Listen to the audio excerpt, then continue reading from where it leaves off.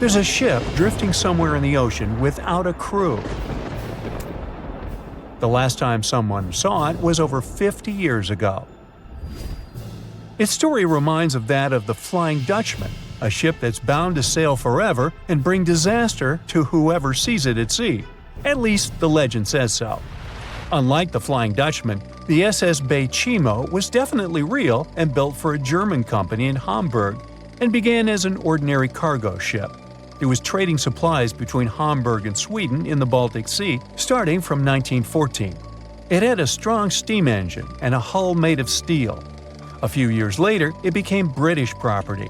Then, in the 1920s, a Canadian company purchased it for around $18,000, a huge amount of money back then. The new owner, the Hudson's Bay Company, was actively using the ship for several years. They would often send it on voyages from its home port in Scotland to Siberia, Alaska, the Yukon, and the Northwest Territories. It also passed through the Panama Canal and even the Suez Canal, with fur pelts for sale on board. Sometimes it would also transport passengers. It had completed 9 successful voyages before this strip of good luck came to an end. Starting from the 1930s, SS Baychimo would have trouble with ice and storms. When it first got trapped in ice in October of 1931, some of the crew managed to escape to Alaska. 15 of 22 sailors decided to stay with their vessel and try to save it. They had furs and other valuable cargo worth around $58,000 aboard. The company sent them supplies to survive the winter. They set camp near the ship out of the hatches, tarpaulins, and other materials, and offloaded the cargo. At the end of November, a blizzard rushed through the area, and it seemed like it had taken the ship with it. The ice platform had survived, but the ship broke free. Some of the crew members were sure it had sunk. But soon after, they heard from one of the locals who had spotted their ship around 45 miles away from their camp. The crew moved on with their lives, and the ship started its journey as a runaway vessel. People would spot SS Baychimo once a year or so, all the way until 1965. It was mostly spotted off the coast of Alaska. A man going to Nome with his sled dog, along with prospectors, explorers, and treasure hunters, all claimed to have seen SS Baychimo. Someone tried to board it and take it to port, but ended up stranded on it for days because of horrible weather. Others got luckier and managed to take a whaleboat, some furniture, and other valuables from the vessel. Those who got close to the ship saw that it was damaged and missing the propeller.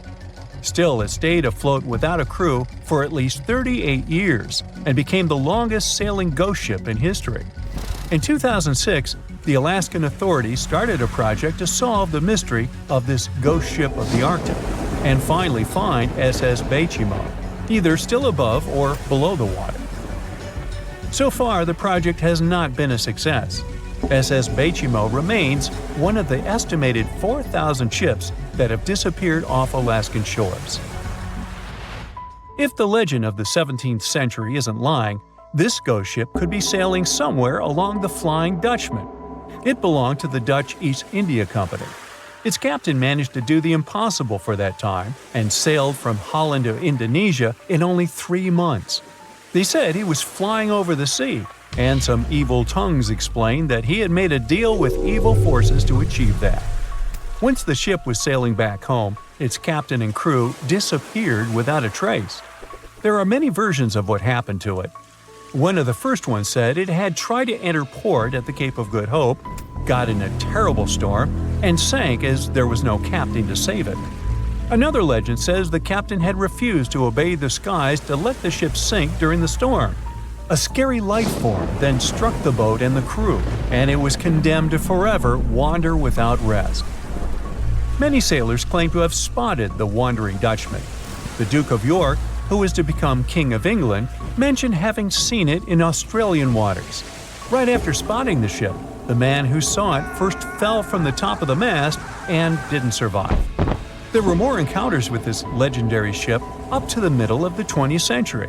Ships would nearly collide with it as the Flying Dutchman jumped out of the blue. Scientists have a more logical explanation for this mystery: Fata Morgana, not to be confused with Hakuna Matata. Now, when you're out at sea on a hot day and the air is all wavy, it feels like when you look at the road on a scorching summer day. That's because of something called atmospheric refraction. When light passes through different layers of air with different temperatures and densities, it bends and twists. Sometimes, under certain conditions, this bending of light can create really bizarre optical illusions over the ocean, like sightings of the Flying Dutchman. The Fata Morgana phenomenon can make distant objects appear distorted, stretched, or even lifted above the horizon. So you can see a ship far away, but because of the way the light is bending, it will look like it's floating above the water or even disappearing and reappearing. A Fata Morgana is most commonly seen in polar regions, especially over large sheets of ice that have a uniform low temperature. But you can see it anywhere, even in deserts and over lakes on hot days.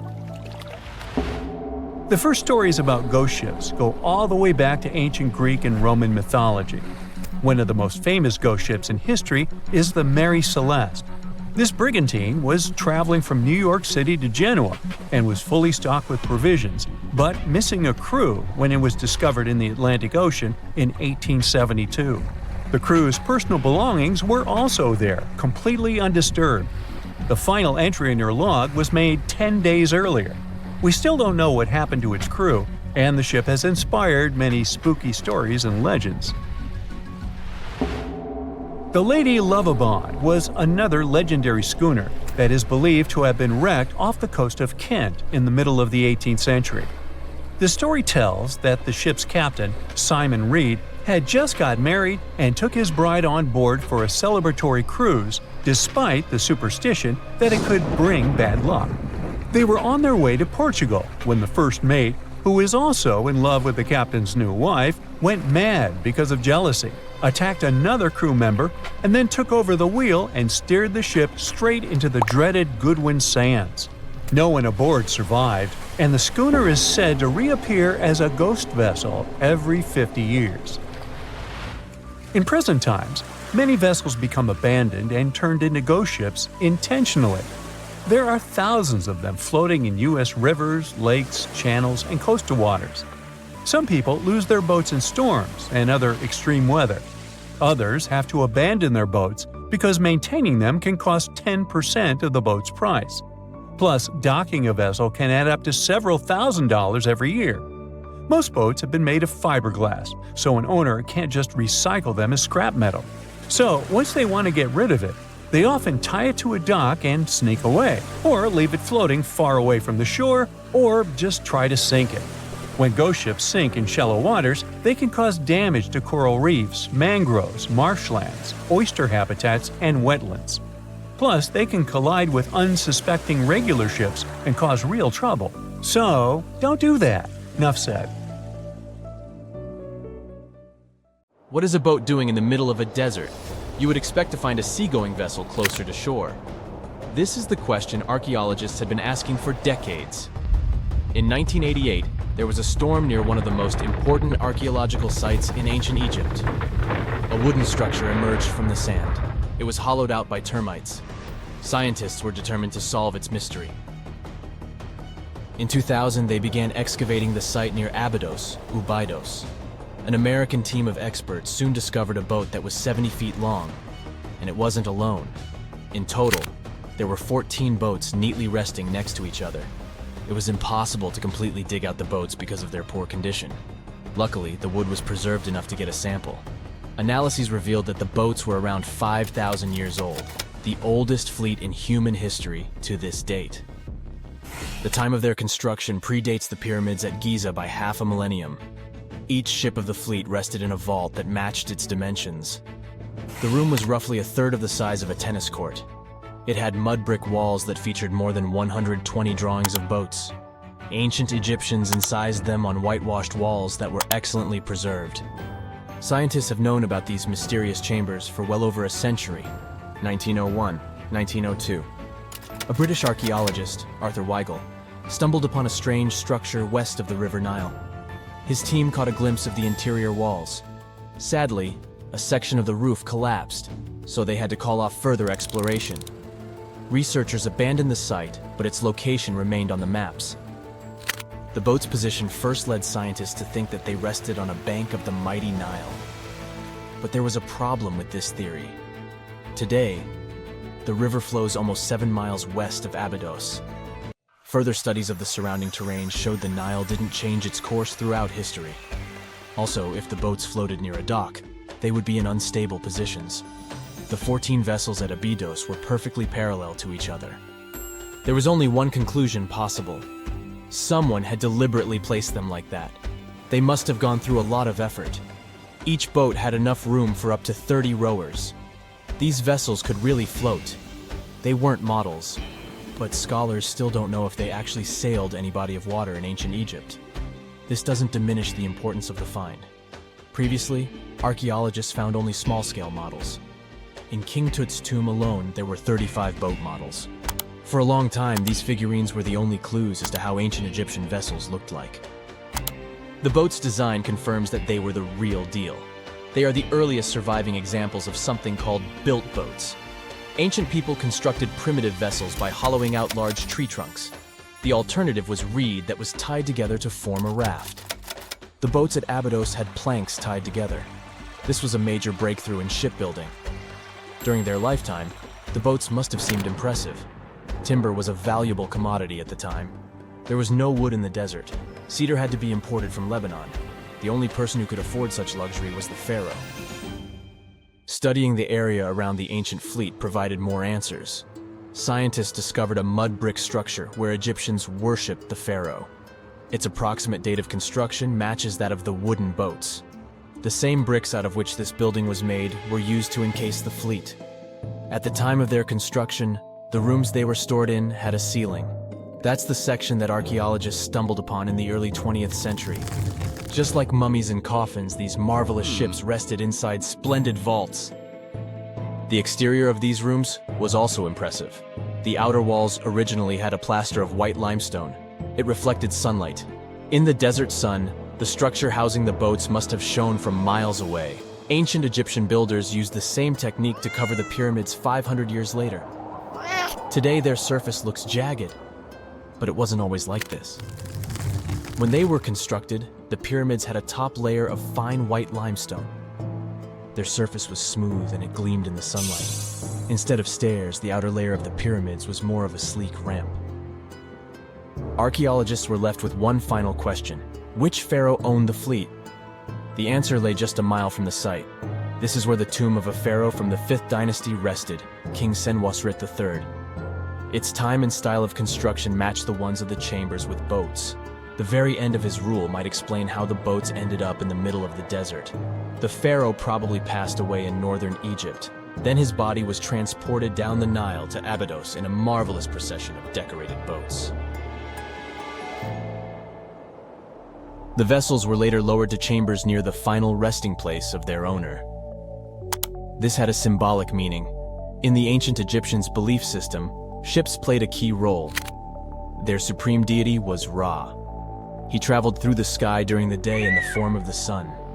At nighttime, he sailed through the netherworld in a solar boat. The pharaoh identified himself with Ra. That's why he needed boats in the afterlife. That was the only way to regenerate himself. Just as the sun rises every day above the horizon. This belief existed for thousands of years. The more famous Pharaoh Khufu also had a ship. Scientists found it in 1954 next to his pyramid at Giza. It is some 4 centuries younger than the fleet at Abydos, but Khufu's ship was almost 2 times longer. The Great Pyramid of Giza and King Tut's tomb are some of the most famous archaeological finds in Egypt. But there are many more secrets hiding beneath the endless sands of the Sahara Desert. Recently, 2020, archaeologists found a lost city there. They have labeled it as the most important discovery since King Tut's tomb, 1922. The city of Aten is some 3,000 years old. Historians hope it will give them a unique insight into the everyday life of ancient Egyptians. The famous archaeologist and Egyptologist Zahi Hawass proclaimed the site a lost golden city. Aten sits some 300 miles south of Egypt's capital, Cairo. It is close to the famous Valley of the Kings. Archaeologists first found sections of mud brick walls that spread out in all directions. They discovered complete rooms with tools of everyday life inside. The research team unearthed a bakery, a residential neighborhood, and an administrative district.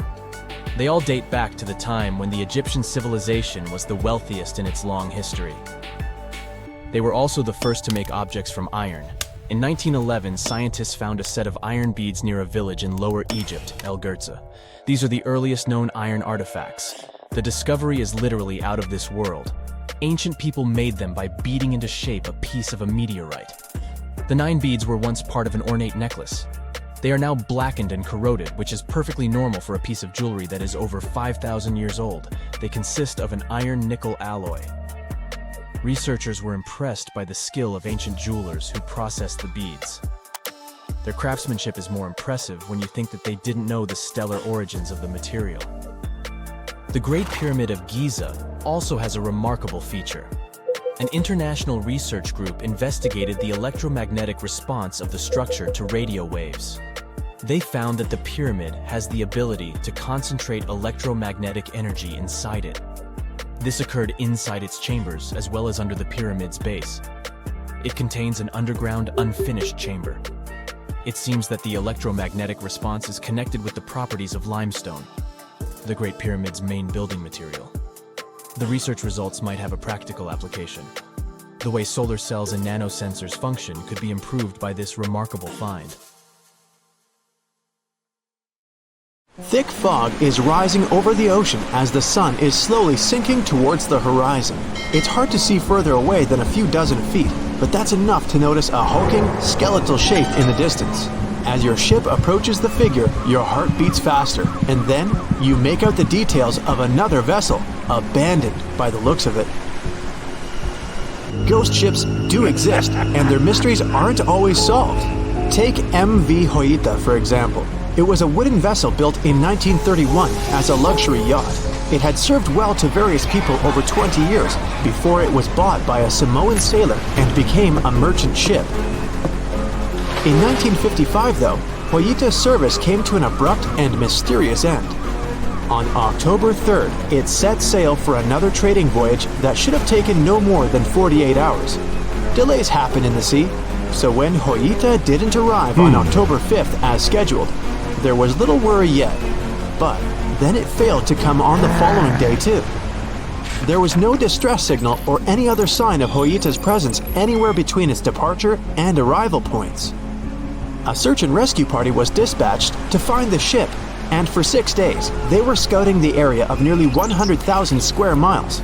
On October 12th, the mission returned to the base empty-handed. Joyita vanished without a trace. It was only a month later that another merchant ship, Tuvalu, noticed the missing vessel far away from its route, drifting in the open sea and listing heavily. The sailors boarded the ship and found that all of its crew and passengers, 25 people total, were missing, along with all the cargo the vessel had been carrying. The radio was tuned to the International Distress Channel, meaning that the crew had been trying to ask for help, but they couldn't reach anyone because the radio cable had been damaged, limiting the range to 2 miles. The lifeboats were missing as well, indicating that people on board must have left the ship. Unfortunately, they seem to have taken the logbook with them, leaving the rescue team clueless as to what had happened. Even today, the mystery of MV Joyita hasn't been solved yet. No one knows where the crew and passengers had gone and what had caused them to leave. SV Carroll A Deering wasn't a ghost ship in the usual sense of the word. There were no sightings of it in the open sea. Instead, it was found on the shore, but the circumstances of it running aground are a puzzle shrouded in mystery. Carroll A Deering was built in 1919 in Maine, and it was a large vessel made for commercial voyages. Unfortunately, despite its large cost of construction, it had only served for a year before its last trip. July 19, 1920. The ship was traveling from Puerto Rico to Rio de Janeiro via Newport News to deliver a cargo of coal. It was almost halfway to the final destination when the captain fell seriously ill, and the crew turned back to drop him and his son off and replace the captain. The voyage went without incident, but when it came to Barbados in December to resupply, there were strange moods among the crew. The first mate didn't seem to be happy with the new captain. No one paid much attention to it back then. when they probably should have. The last sighting of Carroll A deering at sea was on January 28, 1921, when a lightship noticed it off the coast of North Carolina. There was some commotion on the quarterdeck of the ship, where the crew were normally not allowed. Then, another vessel sighted it, but there was already no one on the decks. On January 31st, the merchant ship was found hard aground in the Diamond Shoals, a site notorious for numerous shipwrecks that had been occupying there for centuries. When the search and rescue party boarded the ship, they found it abandoned, the log and personal belongings of the crew gone, along with the 2 lifeboats. There is still no answer to what happened on board of Carroll A deering that January, although the most popular version was mutiny. Maybe we'll never find out the truth though. SS Baychimo is perhaps one of the most notable ghost ships in history. This large cargo steamer was built in 1914 in Sweden and plodded its way dutifully over 16 years, trading provisions for pelts with native tribes of Alaska and Canada. But then, on October 1st, 1931, Baychimo got caught in pack ice. At first, it seemed the crew would be able to wait it out and continue on their route because the ship broke free in a couple of days. But in less than a week, it became caught again, this time for good. In another week, a rescue party was sent to fetch 22 of the Baychimo's crew, while another 15 remained behind to wait through the winter if necessary and get the ship back. But a month later, after a powerful blizzard struck their camp, the sailors went out of their shelters only to find the ship gone. Luckily, a few days later, a native hunter told that Baychimo hadn't been lost yet. He'd seen it about 45 miles from where they had been stationed. They managed to track it down, but decided the ship wouldn't survive the winter. So they took the most valuable cargo from its hold and abandoned it. They were wrong though. SS Baychimo did survive that winter, and many more that followed. When the ice broke, it sailed away on its own, drifting listlessly along the shores of Canada and Alaska. There were numerous sightings of the ghost ship, sometimes adrift in the open sea, and at other times stuck in the pack ice again. People attempted to board and salvage it, but weather conditions or lack of equipment always prevented them. SS Baychimo was last sighted by native Alaskans in 1969, 38 years after its abandonment. What became of it later remains unknown. The story of SS Ourang Medan is one of the most puzzling and harrowing ghost ship stories of the 20th century. No one even knows for sure if the ship even existed in the first place. It wasn't recorded in Lloyd's Shipping, the International Register of Ships, which makes it either a tall tale or a vessel that avoided being officially recognized for some shady reasons. In any case, the accounts as to what happened to the Medan vary. According to most reports, it was carrying some unknown cargo in the Indonesian waters when a distress call was received by another ship in the vicinity. The officer on duty heard an SOS message, but its contents are different depending on the accounts. The message did not repeat, and the crew of Medan didn't answer to any attempts to contact it back. The ship that received the distress call hurried to the rescue, but they only reached the vessel the following day, when it was already drifting and slightly listing. When the rescuers boarded the ship, they found that none of the crew had survived. However, one lifeboat was missing, which implied that there was at least one crew member who managed to escape. What happened to the rest of the people on board remains a mystery to this day.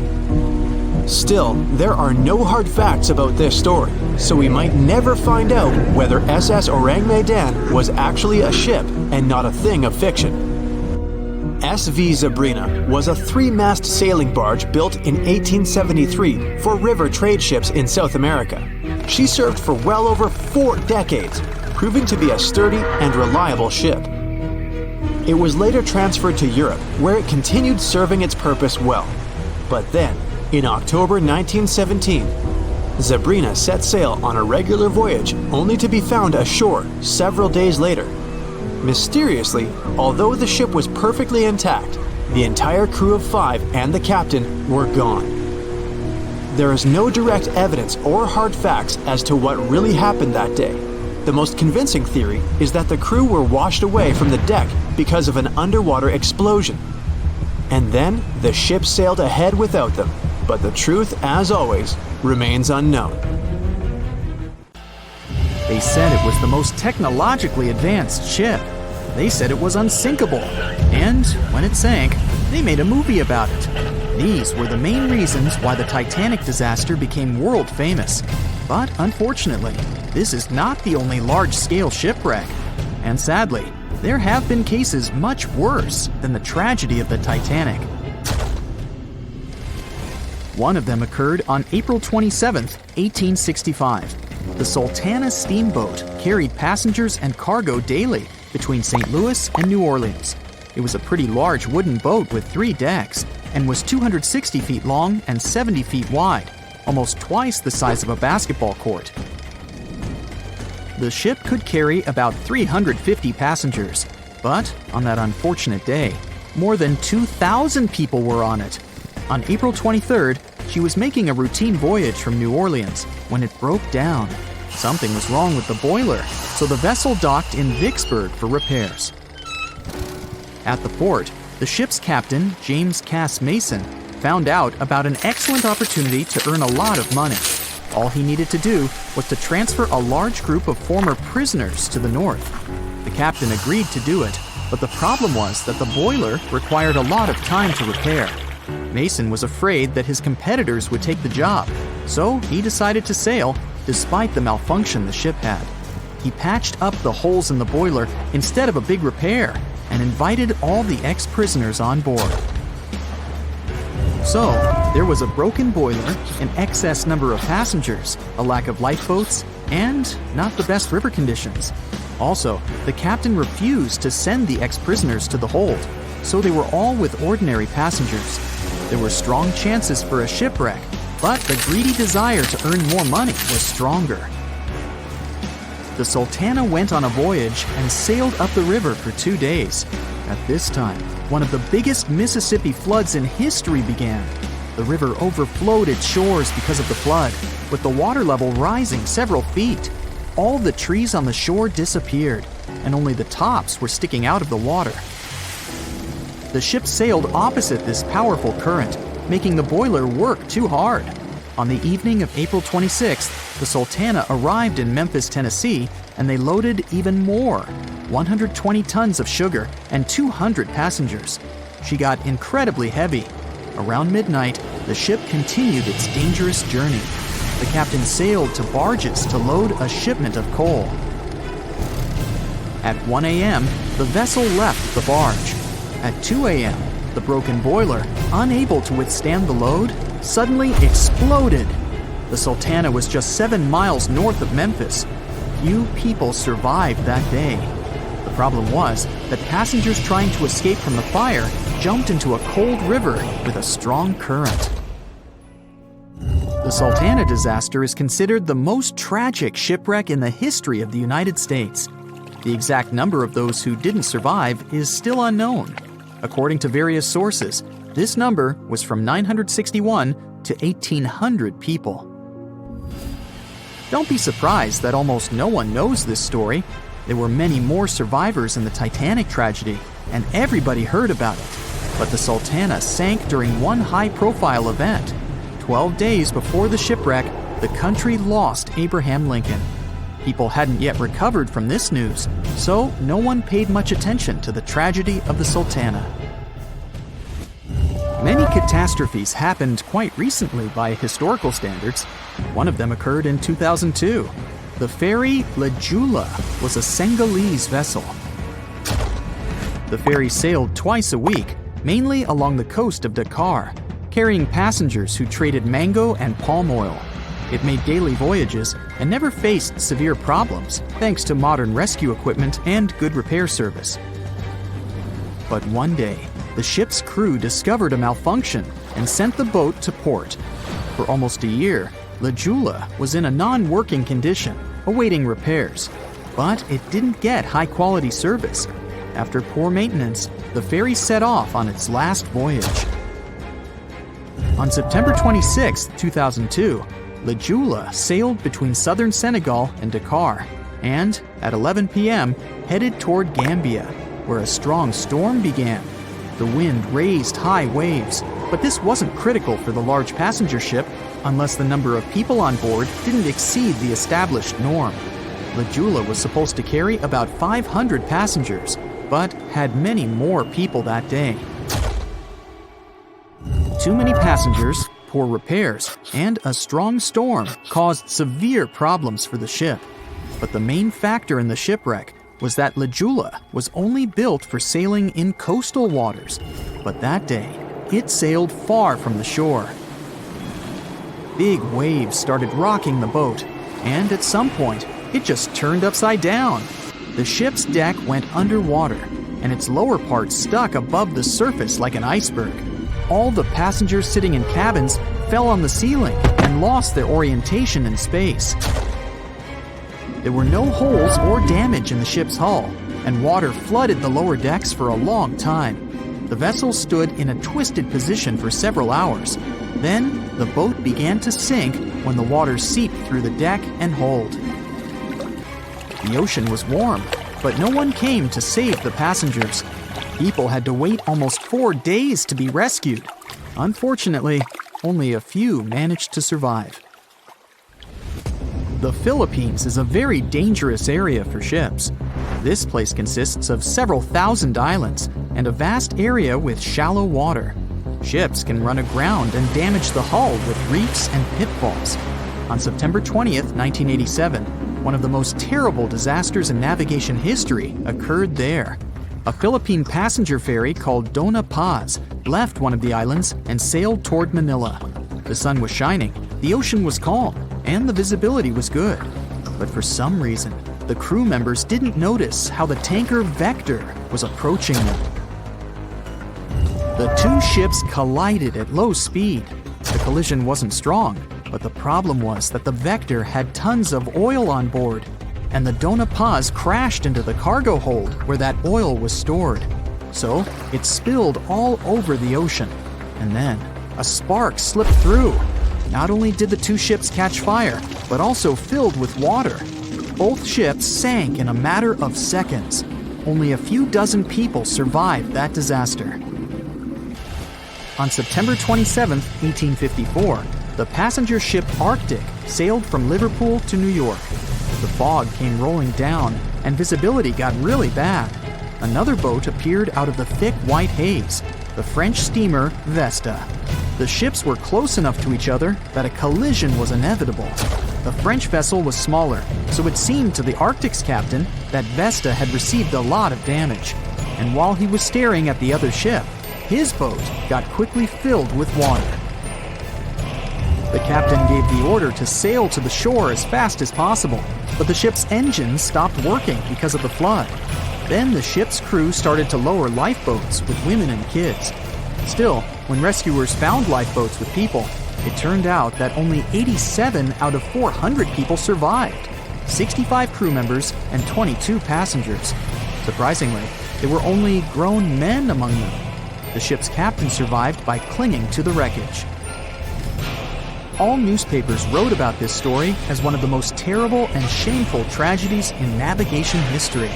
The survivors were criticized because they didn't save women and kids, and the crew members were accused of violating the law, since the safety of passengers should be higher than the safety of sailors.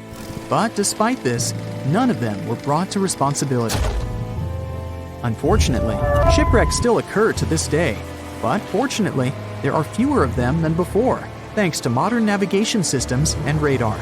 But no technology can guarantee there won't be a super strong storm or any other emergency that no one can foresee. The movie Jaws came out in 1975, and since then, people have been terrified of sharks. Some people fear seeing a great white's head come out of their showers, not to mention the fear of running into one at your local pool. Of course, none of this is actually possible, but some other scary shark stuff is. Like, yes, sharks can attack boats. They probably won't sink one. It depends on the size of the shark and the size of the boat. Today, we're diving deep into the facts and myths about the sea's biggest predator. It was the year 1953. On a typical July morning, two fishers set out on their daily lobster harvest. they took their white-hulled dory out to sea off the coast of Cape Breton Island in Nova Scotia, Canada. Since it was the lobster season, the sea was dotted with several dories spread out across the water. But that day, something strange happened. As soon as they put the dory at sea, they noticed a large dorsal fin chasing after their boat. They were surprised to see that the shark would follow their boat's every move. For an entire week, they took out their white dory from the harbor, and the shark followed them around, until one morning, as the men were alone at sea, the shark charged at full speed at the boat and smashed a 7-inch hole in its bottom. The boat turned over, and both men fell into the water. The shark didn't come after the men, though. Instead, it swam away and disappeared for good. To clarify, a dory is a small, fragile boat usually measuring 16 to 23 feet long. So how long did that shark need to be in order to sink it? Well, as soon as the boat was retrieved from the ocean, researchers found something interesting. One of the shark's teeth was found stuck in the hull. According to Harvard experts that analyzed the tooth, it most certainly belonged to a 12-foot white shark that weighed around 1,200 pounds. One thing intrigues scientists a whole lot.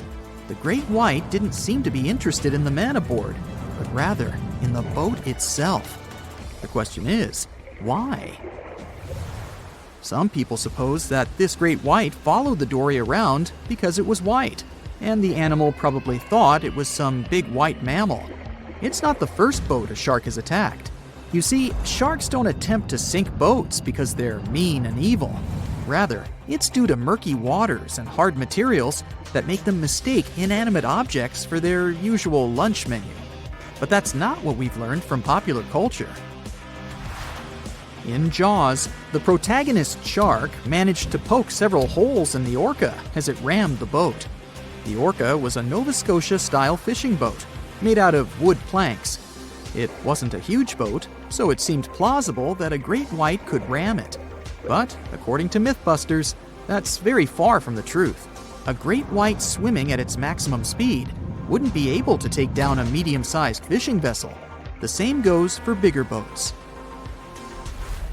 Some bull sharks or great whites can turn over smaller vessels, though, like kayaks or small boats. If this happens, it's most likely because they think it's a sea mammal and nudge it before taking the first bite. No scientist can say for sure why they do this, only that it's usually a misunderstanding on behalf of the animal. The Shark Research Committee, a nonprofit scientific research organization, has documented a lot of shark attacks on inanimate objects and is trying to answer that question more thoroughly. So far, they've observed several attacks on objects such as crab trap buoys and inflatable float bags. The website has also registered 2 famous attacks on boats. The first one happened in 1959, and a shark left a tooth on the hull of a boat. Researchers later identified it as belonging to a 12-foot great white. The report of the other attack, which happened in 1989, claims that a boat was circled by a great white before the animal swam at the vessel at full speed and hit the boat several times. Of course, those who suffer the most from shark attacks and encounters aren't boats, it's surfers. As far as we know, surfers look like giant wobbly seals from the shark's perspective. According to the Shark Research Committee, there have been 41 confirmed shark attacks on surfers on the west coast of North America over the course of the last century. So, should we be so afraid of sharks after all? Let's learn more about these magnificent sea creatures. Off the top of your head, how many shark species can you name? 4, 8, 10? Well, there are over 500 species of sharks swimming in the ocean. They vary from tiny specimens, about the size of a human hand, to up to 39-foot-long creatures. The largest species of shark are actually not great whites, but whale sharks. And even those are small compared to the great Megalodon. This ancient creature that lived around 20 million years ago reached an unimaginable length of 60 feet. By comparison, that's the same as 2 to 3 buses placed one after another. I wouldn't swim in Megalodon-infested waters even if you dared me, that's for sure. We know that sharks are very good hunters, but why is that so? Their bodies seem to have been strategically built for speed. Instead of having a bone skeleton, like us humans, sharks have a cartilage skeleton, which makes them much lighter and also super fast swimmers. Each species of shark hunts depending on its nutritional needs. So, shark species that grow to an average of 3 feet have a diet based on fish. The ones that grow bigger start feeding off of bigger sea animals, such as sea lions and seals. Throughout their lives, some species of shark can shed over 30,000 teeth. Unlike humans, who are born with a set number of teeth in their jaws, sharks have an apparently limitless supply. In their defense, they do lose teeth pretty easily, as they can easily get stuck in their prey, for example. They also have multiple rows of teeth. The jaws of a great white can contain up to 7 rows of teeth, and can grow to be more than 6 inches long. And since we're speaking of great whites, the most feared shark species roaming the oceans, this is Ray. Ray is an adult white shark. He can swim up to 50 miles a day, so he needs a lot of fat in order to keep his body functioning. Funny thing about Ray, when he opens his jaws to hunt, his eyes roll back together with his head, so his sight is hindered when he's taking a bite. Now, he does like it when the water is murky and underwater visibility is low. That's because it makes it harder for his prey to spot him coming. These conditions can make it easier for him to grab that yummy seal. But this can also make it easy for him to mistake a random boat for lunch and end up scaring some humans. Some Hollywood movies love to portray sharks as having superpowers. Although they're not innately cruel, one species of shark does have something that can be considered bizarre. Hammerhead sharks, one of the most dangerous species of sharks, have a sort of sixth sense. Inside their heads, they have electroreceptor organs called ampullae of Lorenzini. These organs allow sharks to detect the electromagnetic fields of all living things in the ocean. This ups their hunting abilities to another level. They can even find prey hidden in the sand because they sense its electromagnetic field. You should know one thing. If a shark lives in a balanced ecosystem, it won't feel the need to attack unknown things. These animals are curious, though, so maybe we should cut them some slack when they bite a piece off a random boat. No matter what happens, don't stop! We almost got it! 2 treasure seekers are digging frozen ground in a cornfield at night. It's raining hard, lightning is flashing, but these 2 guys keep working. And now the shovel hits something solid. No way! A treasure chest! They start digging faster and find a piece of a ship's engine. What the? Far from the seas and lakes, somewhere under the fields of Kansas City, they found a giant sunken ship. How is this possible? Now you'll see. Some people spend their lives searching for shipwrecks with treasures underground. One of them is explorer David Hawley. He's been looking for such ships far from the seas, rivers, and oceans for many years. He does this because he likes the feeling of adventure. The holds of these ships may contain chests of gold, antiques, and artifacts, and you can get a lot of money for them. David says you don't have to go into the ocean to find a sunken ship. They may be lying in your backyard. But why do ships end up buried underground among fields, farms, and plains? Let's find out using the example of steamboat Great White Arabia. According to old records, the newspaper clippings, this ship had been carrying about 200 tons of treasure before it sank in 1856. Many rumors and local legends said the ship was lying underground a few miles northeast of Kansas City. It was there because people deliberately altered the riverbed and channels of the Missouri River in the second half of the 19th century. They artificially brought the shores closer to each other. They narrowed the river to increase the flow's speed, so boats could sail much faster. In the 19th century, steamboats were the most popular means of transporting passengers and goods. Before railroads, they extended the western border across the Mississippi and Missouri rivers and brought supplies to people. That's why it was so important to increase the speed of their movement. So, on September 5, 1856, Arabia was sailing along such an estuary. It came across a snag sticking out of the water. A piece of log quickly flooded the ship. Fortunately, all passengers were evacuated. But the steamer and its precious cargo reached the silt bottom of the Missouri River in a few minutes. Several years had passed. Everyone forgot about the vessel. During this time, the course of the Missouri River had changed. But Arabia remained under the wet, muddy bottom. The soil level above it was getting higher, and the ground was losing moisture. Eventually, many decades later, a cornfield formed above the sunken ship. In the 1980s, one farmer owned this area, and he had no idea what was hidden in his territory. David Hawley carefully studied the history of the sunken ships of the USA. He knew that hundreds of steamers had gone underwater all over Missouri, but most of all, he was interested in Arabia, as there were rumors that it was filled with gold and other valuable things. The territory of cornfields in Kansas was vast, but David Hawley knew how to search properly. In 1987, he started working. First, together with his brother and father, they collected all the clippings from old newspapers they could find. They were looking not only for information about the steamer, but also for maps of the Missouri River. They tracked its historical changes, checked the dates, and identified a large area where the steamer sank. Next, they used electromagnetic testing and other geological stuff to study the soil and find the right place. They searched for differences in ground moisture and density. Then, they went through the territory with powerful metal detectors. And so, by the fall of 1988, they had determined the location of the steamer. Arabia was the size of a football field.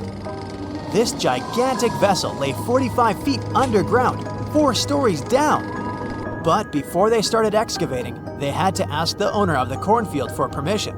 For the farmer, this news was a big surprise. He agreed, on the condition that the excavations would be completed by spring so that he could sow a new crop. Digging a giant ship in winter is much more difficult and expensive than at other times. It includes additional equipment, electricity, and heating costs. The team worked day and night. They financed the excavations out of their own pocket. Each invested more than $10,000 and took out a bank loan. Finally, they noticed the first details of the ship. The shovels hit the huge engine boilers and the deck. The goal had been achieved. Most of the cargo lying inside the sunken ships is covered with rust, shells, mud, and is badly damaged. The contents of Arabia were in excellent condition, considering that the ship had sunk 130 years prior. Unfortunately, they didn't find the chests of gold. Still, they got several tons of other valuable cargo, household items of people who lived in the middle of the 19th century. It was a time capsule. The ship was carrying supplies for hundreds and thousands of people, and all these things were perfectly preserved. For example, they could clearly see the brand stamp Goodyear Rubber Company on one rubber shoe. The longer the excavations continued, the more things David and his team found.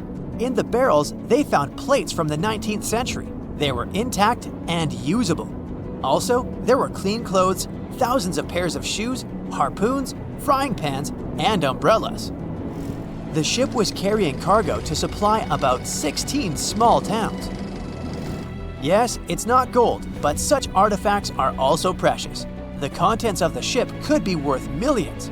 However, the crew wasn't going to sell these things.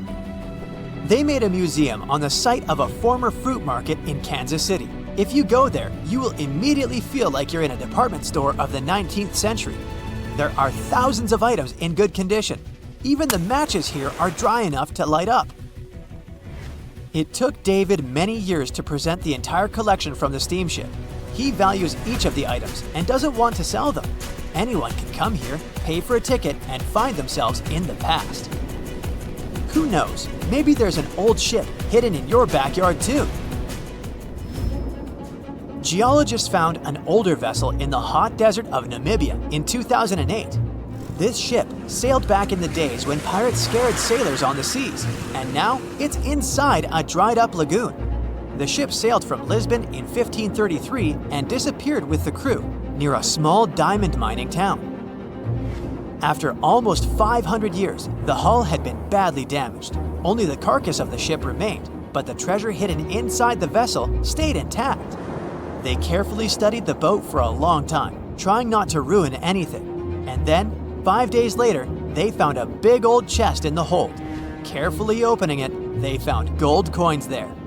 Thus, the cost of the ship was estimated at about $10 million. The exact cause of the shipwreck is unknown, but experts believe the ship was destroyed by heavy cargo and bad weather. It went to the bottom of a lagoon that later became a desert. Some find an airplane in their backyard, others discover a ship, and one man found a passage to an ancient secret city in his house. This happened in Turkey in 1963. The owners of the building decided to make repairs. He went to his basement and knocked down the wall to turn this place into a living room. And so, behind one wall, he found a tunnel leading underground. The man thought it was some kind of a secret chamber. He went down there and realized it was something much more than that. It was an ancient city 18 floors deep. People built it in the years 780 to 1180 as a refuge from weather disasters and the invasion of enemies. This place also includes many underground tunnels that stretch for several miles in different directions. People could get to the town from different points using secret passages leading to these roads. The city can accommodate about 20,000 residents, livestock, and tons of food supplies. Archaeologists have also found a chapel, schools, stables, and public kitchens there. As an experienced sailor and the first man to ever sail non-stop on his own around North and South America, Matt Rutherford has seen a lot during his voyages. But what he saw in 2013 while sailing through the waters of the Atlantic with his colleague surely stands out. Some 800 miles off the coast of Bermuda, not far away from the famous Bermuda Triangle, they noticed a boat that seemed to be moving by itself. The sails weren't up and the motor wasn't running. The sailors decided to check if there was someone who needed their help aboard, so they moved closer to the mysterious ship. Once they got there, things only got weirder, as they realized there wasn't a living soul aboard. Rutherford started filming to document their discovery. The boat looked so awfully abandoned that they expected to find some pretty scary things in there. But it didn't stop Rutherford from searching the vessel.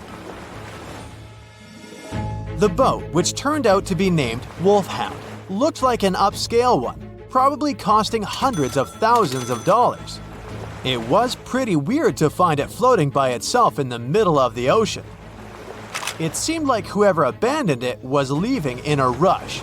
There were clothes and other personal belongings all over the main cabin. Some parts of the ceiling had fallen and some drawers had popped open. The brave sailors decided to tow the ghost ship back to Bermuda. It wasn't easy because Wolfhound was bigger and heavier than their boat. After days at sea, the crew was running low on fuel and asked a passing freighter to stop and give them some gas. They kept pulling Wolfhound until the tow line got wrapped around the rudder and they realized they could get stranded in the Bermuda Triangle. So they had to abandon the ship. What really happened and how Wolfhound ended up in the middle of the ocean will probably remain a mystery. Rumor has it that it belonged to a member of the Royal Irish Yacht Club. The ship was going on its first voyage from Connecticut to Bermuda and then Antigua. It got in a terrible storm around 400 miles away from Delaware. The winds were so strong that the yacht suffered 2 knockdowns. A Greek cargo ship rescued the crew. They left the ship with an emergency beacon on. The rescued crew members shared that they saw the ship sink, which only adds more questions to the story. How did it get back to the surface? Does the Bermuda Triangle have anything to do with that? Christopher Columbus himself reported some unusual compass activity going on in this mysterious area while he was on his way to the New World. Despite the stories of more than 50 ships and 20 planes disappearing in the area, it remains one of the most heavily traveled shipping routes in the world. Some skeptics believe that this fact solves the Bermuda Triangle mystery. It could make sense because the busier the area, the more accidents happen there. But then again, it's not the number of disappearances that makes the place so mysterious. It's the lack of explanation and wreckage lost for good. The first ever confirmed ship to vanish in the Bermuda Triangle was the USS Pickering. In 1800, it departed from the US on its way to the West Indies. The ship sailed into the Bermuda Triangle along with its 90-man crew. No one ever heard anything from them ever since. The popular explanation is that the ship was taken out by a storm. But because no one found any wreckage, we'll never know for sure. The largest ship that has ever disappeared in this mysterious area was the USS Cyclops. In March 1918, carrying a crew of 306 people, the USS Cyclops left Barbados and headed home to Baltimore. The ship passed through the Bermuda Triangle on its journey and vanished into thin air, or rather, water. The Cyclops never sent any distress signal and disappeared without any explanation or trace. The Bermuda Triangle isn't the only place in the world where ships go missing or mysteriously resurface. One of the most famous ghost ship stories would be of SS Baychimo. The large cargo steamer was built in Sweden. On October 1st, 1931, it got caught in pack ice. The crew decided to wait it out and managed to break free after a couple of days, only to get trapped again in less than a week. This time, they didn't manage to make it out. A rescue team went by air to save 22 of the crew members. 15 other members stayed in a wooden shelter they built not far away from the ship.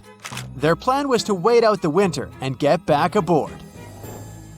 At the end of November, a strong blizzard was rushing through the area. When it was over, Baychimo seemed to have gone away with the storm.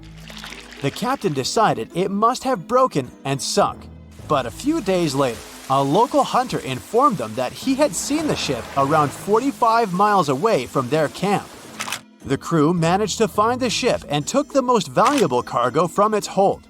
They had fears that Baychimo wouldn't live through that rough water, but it did manage to survive after all. Once the ice was gone, it floated away and ended up drifting along the shores of Canada and Alaska. Many people reported seeing the ghost ship in an open sea. Some even tried to board it to save the ship, but the weather didn't allow it to happen. The last time someone saw SS Baychimo was in 1969, 38 years after its crew had left it. It could still be drifting somewhere in the ocean. The story of MV Joyita happened in the South Pacific. The ship was originally a wooden luxury yacht. After serving for 20 years to various owners, it became a merchant ship. In 1959, it set on a trading voyage that was supposed to last around 2 days. When it didn't reach its destination on time, no one was worried at first as things happen in the open waters. After another day, and no distress signals from the Joyita, it was obvious that something serious was going on with it. There were 25 people aboard, and their families wanted to find them. A search and rescue crew worked for 6 days looking for the ship, or at least its wreckage, in an area of nearly 100,000 square miles. That's 1.5 times as big as Florida. Sadly, the mission had come back with no results. It seemed like Joyita had disappeared without a trace. A month later, another merchant ship noticed Joyita drifting in the ocean, miles and miles away from its original route, and none of the crew members or passengers were on board. The cargo had also disappeared. The lifeboats were also gone, so the people must have escaped the ship hoping to save themselves. It turned out that the crew had been trying to get help as they tuned the radio to the International Distress Channel. But the damaged cable didn't let them send the signal any further than 2 miles. It also looked like when they were leaving the ship, the crew took the logbook with them, and we still don't know what exactly happened to Joyita. Family members of those who were on board are still looking for answers. One professor claims it must have been a corroded pipe that leaked and flooded the vessel, but we'll most likely never know for sure. In the Pacific Ocean, near Japan, there is an area nicknamed the Devil's Sea. It's believed to be one of the 12 vile vortices around the Earth. Some people claim that vile vortices have weird things going on in them because the pull of the planet's electromagnetic waves is stronger there than anywhere else. The most famous ship that disappeared in the area was a fishery patrol vessel in 1952. The ship went there to investigate the vessels that went missing previously and disappeared along with 31 crew members.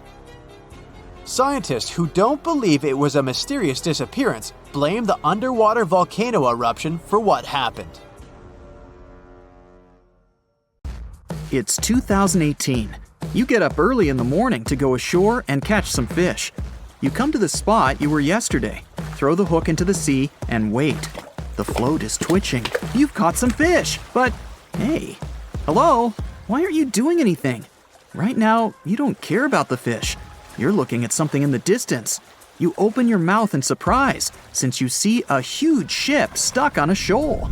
It wasn't here yesterday, so it got here at night. Okay, it'll probably sail away sooner or later. You fish for a few more hours. During this time, you observe the ship and notice no movement there. Is it empty? Boats and the Coastal Service are sailing from the shore to the vessel. You decide to check it out too. You get in your old boat and go there. The mist descends to the water, making the ship look creepy. The colossal vessel is rusty and empty. But where is the whole crew? And how did it get there? The Coast Guard comes on board. They search the hold, the cabins, and the upper deck. There's someone's stuff, some remnants of food supplies, notebooks, and clothes.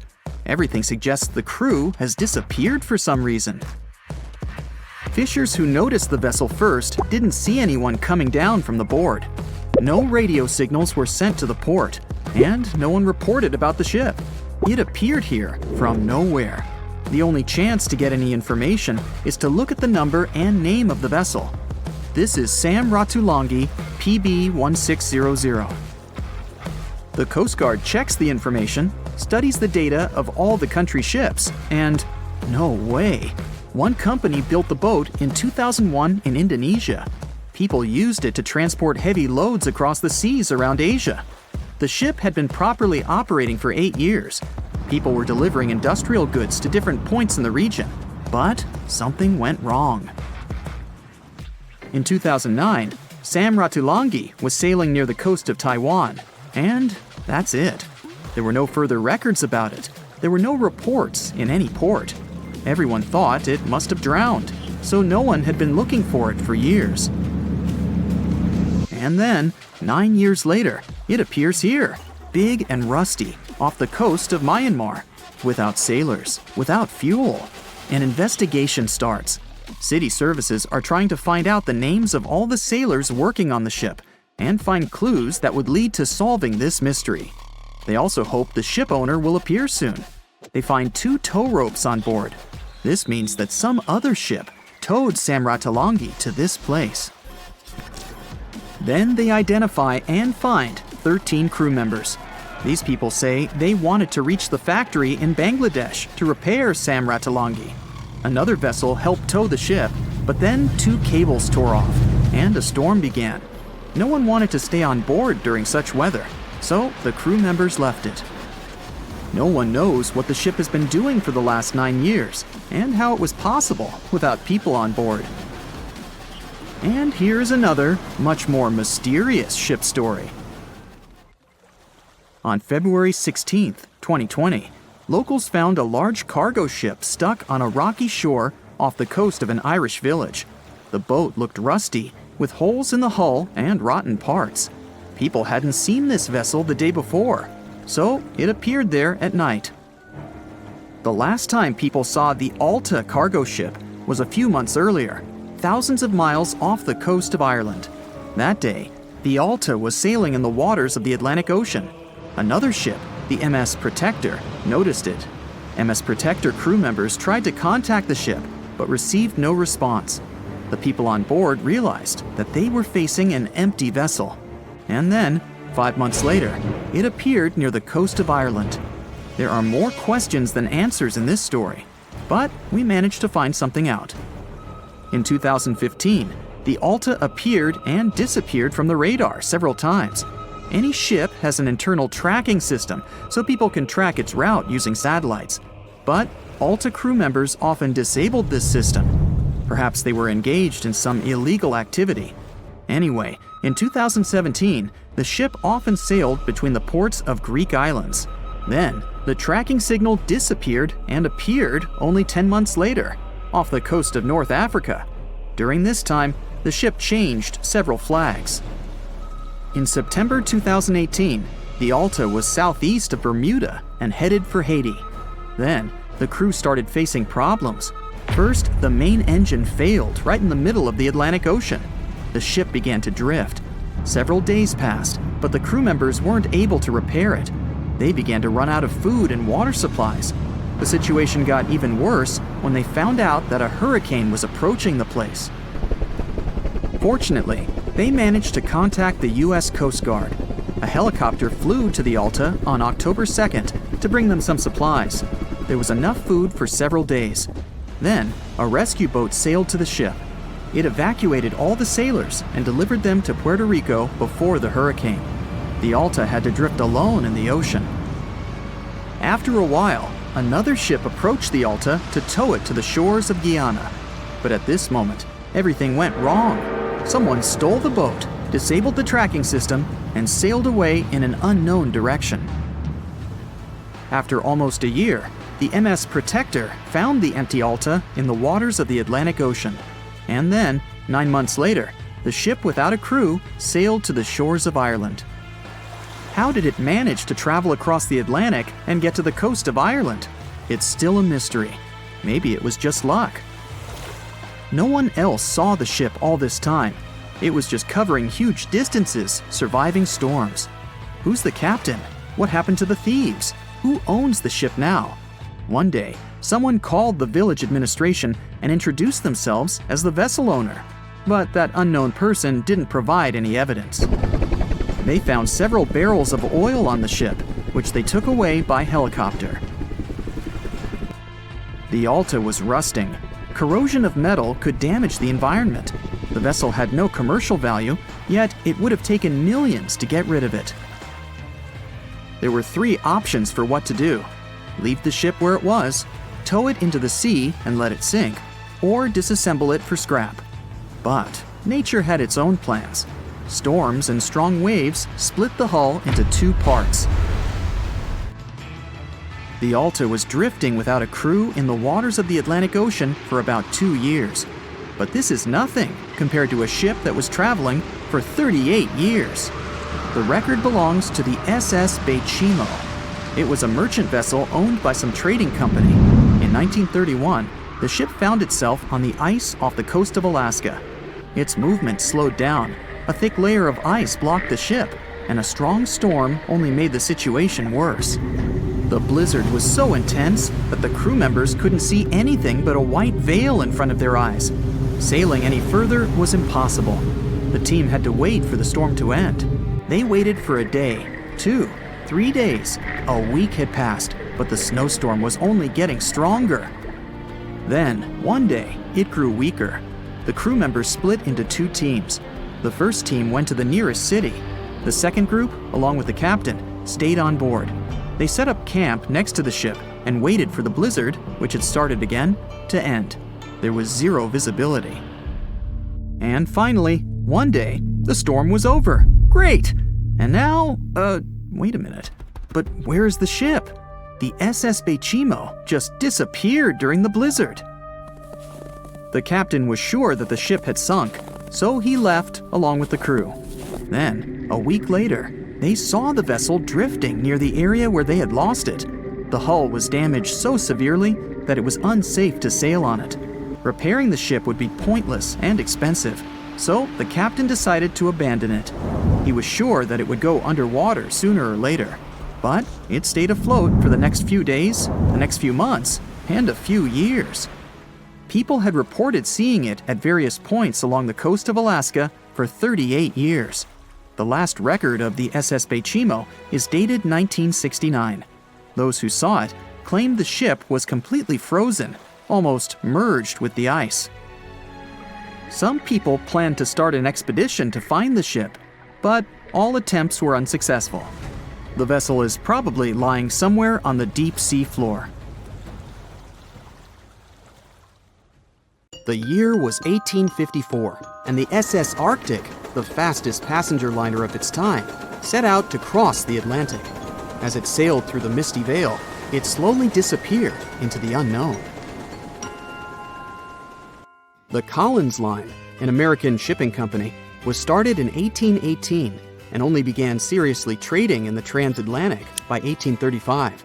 Its steamships crossed the Atlantic from Liverpool to New York within just 10 days. Doesn't sound like a great speed today, I know, but back then, the same thing took other ships several weeks.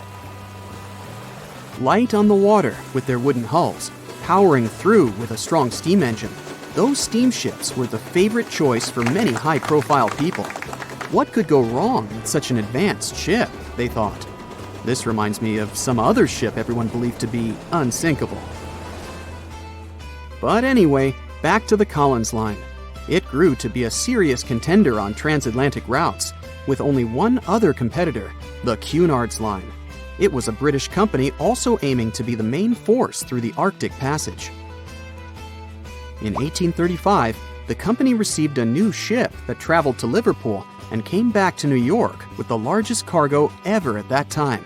From then, the Collins Line was steadily growing. It seemed like there would only be future successes for it. Unfortunately, their lavish ships became costly to run with the amount of coal used. Massive power along with weak wooden hulls meant they needed many repairs after each voyage. So, every trip ended up being expensive. But since the ships were safe and had a great reputation, people were willing to pay the price, and the company was definitely not in crisis. They had achieved something no one had managed to do before them. Like I told you, their ships crossed the Atlantic in a whopping 10 days, and Edward Collins, the owner, was very determined to maintain the pace. Their 5 ships easily outran the Cunard's line of only 3. With this great praise, it provided more attention. Though the Cunard's ships were slower with their iron hulls, they believed there was still profit, regardless of how slowly they sailed. Among Collins' ships, the Arctic, the third of them to be launched, was the largest, reaching 284 feet long, with 2 side-lever steam engines, each with 1,000 horsepower. The paddle wheels made 16 revolutions a minute when at full speed. At the time of its launch, the press called it the most stupendous vessel ever constructed in the United States. But glamour and fame couldn't avoid what would come next. On the 27th of September, the Arctic was on its journey from Liverpool to New York, continuing a speed pace through the thick fog. It's possible that by that moment, after 4 years of record-breaking trips, the crew became overconfident with their sailing and the ship. Going only 50 miles from Newfoundland, they carelessly continued through the fog with no radio contact, sonar, or any other form of identifying objects, equipped only with Morse code. A smaller ship, the SS Vesta, which operated as a fishing vessel, often worked around Newfoundland.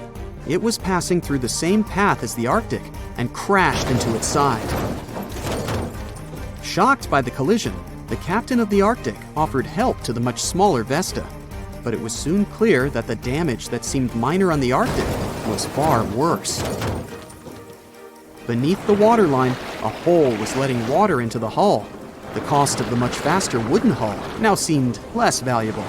They steered toward land, trying to plug the holes, but they weren't doing so well, and the seawater continued to pour in, filling up higher and pushing the ship down.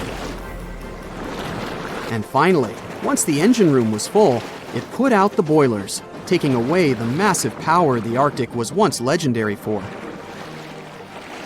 They moved slowly until coming to a complete stop. The ship continued to sink, and the order was to abandon it. At the time, maritime law allowed for the Arctic to carry only 6 lifeboats, only capable of saving 180 people. The crew and some of the passengers managed to push their way aboard and took most of the seats on those boats. Things were pretty wild, and everyone forgot about their manners, not letting the ladies and the youngest ones board first. It took 4 hours for the Arctic to sink. 150 crew and 250 passengers were on board. Those that weren't able to find a lifeboat made a desperate attempt to build their own rafts from parts of the ship. 2 days later, only 3 boats made it safely to the shore. The other 3 were never found. Believe it or not, the rescue party also saved some people that had been clinging to the wreckage for 2 days. Unlike the crew, the captain went down with the Arctic, but amazingly survived. He would be only one of 85 people that made it out of the 400 on board.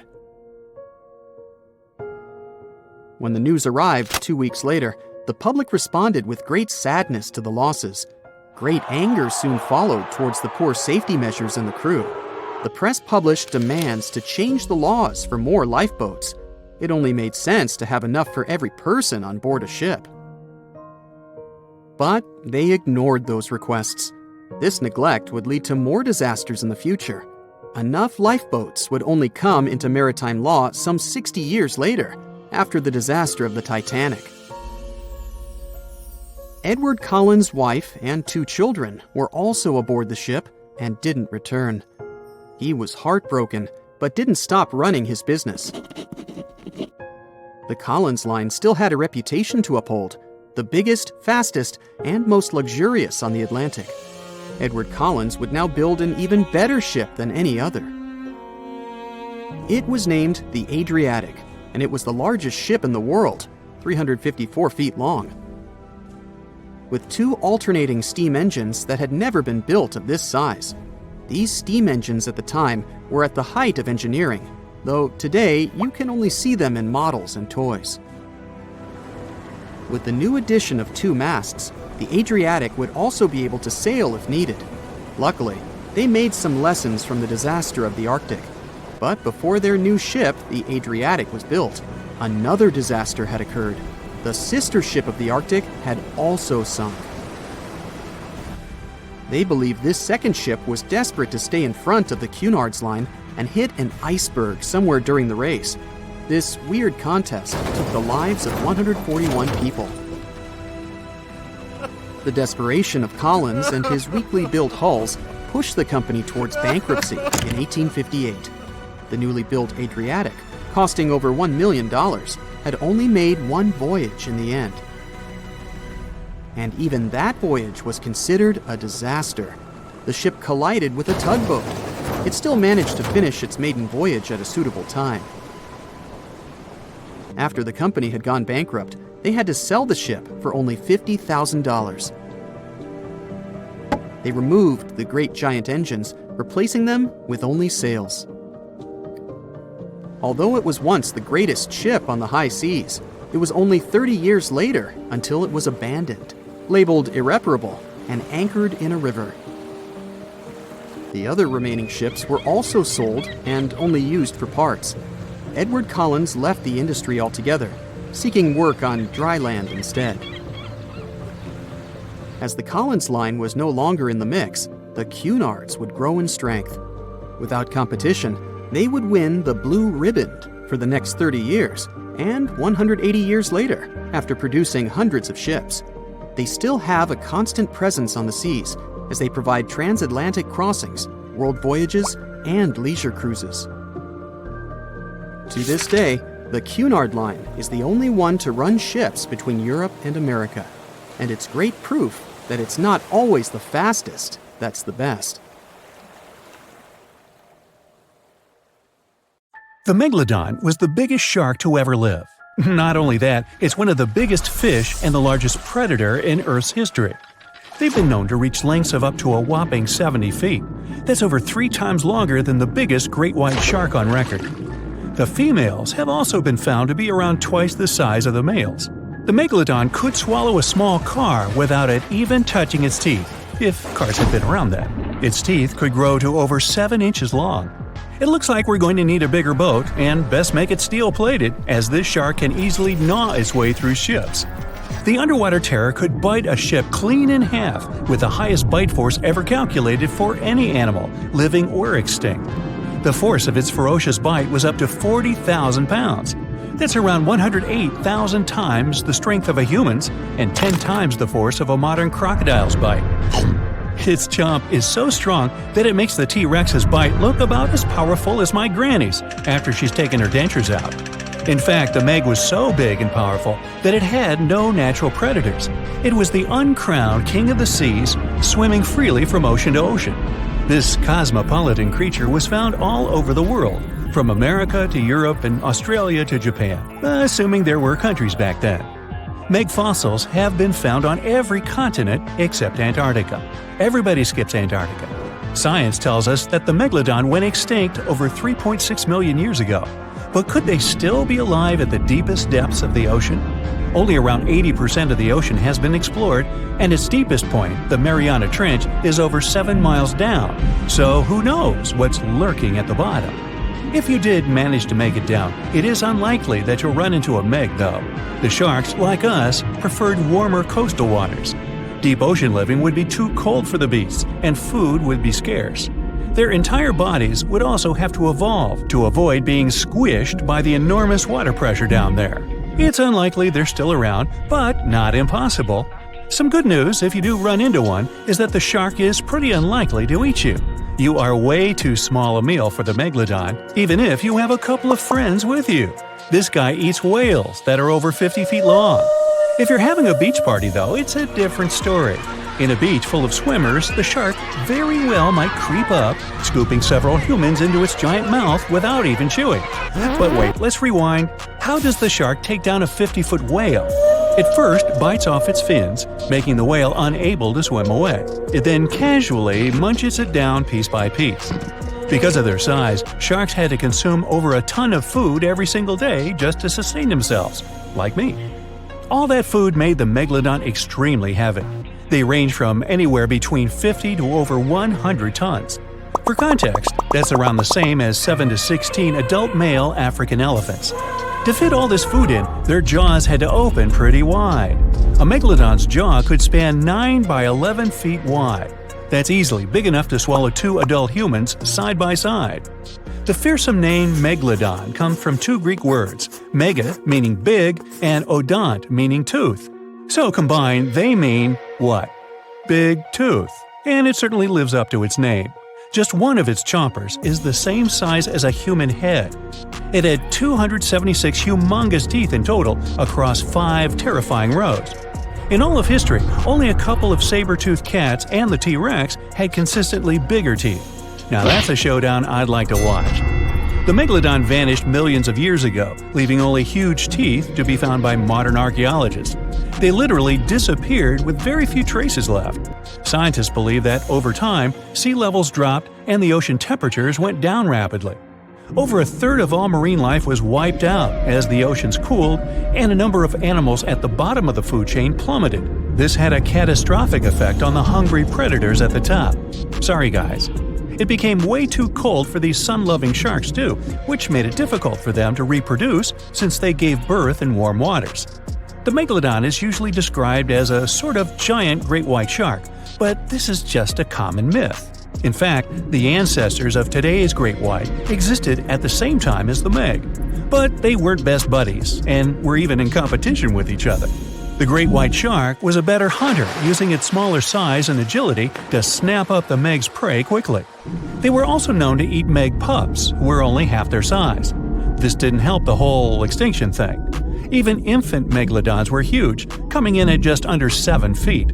While a great white was no match for an adult Meg in a head-to-head fight, they sure weren't scared of stealing their food.